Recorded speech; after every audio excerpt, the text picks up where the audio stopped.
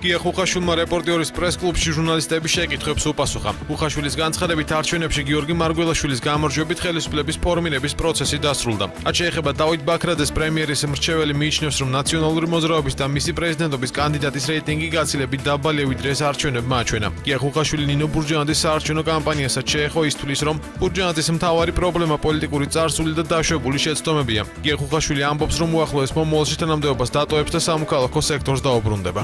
ფორმალურად რა თქმა უნდა მე იქიდან წამოსული არა ვარ, ეს ძალიან მე ისეც მრჩეველი ვიყავით საზოგადოების საწყისებზე. მე ხელფასიანი საჯარო მოხელე აღებული ვარ. ძალიან საინტერესო საჯარო განცხადებები მექნება ახლა ეს პერიოდში, მას შემდეგ რაც ეს ფორმალური მხარე იქნება შესრულებული, რომ მე ვიღაცამ არ იდაოს იმაზე, რომ მე რაღაც სახელმწიფო ბერკეტებს ვიყენებ რაღაცისთვის, ხო?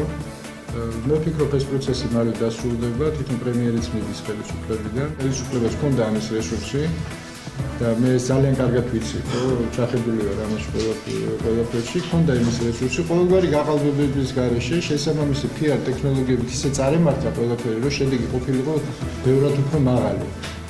ბევრად უფრო მაღალი, იგივე დაუშვათ სრული ილუსტრაციით, ნაციონალური მოძრაობის ქმედებების, ესე რომ ვთქვათ, იგივე ნინო ბურჯანაძის რეალური სახის წარმოდგენით, თუ რა არის მისი მოღვაწეობა დღემდე ხელისუფლება ამაზე არ წასულა და ეს გააკეთა აბსოლუტურად შეგნებულად.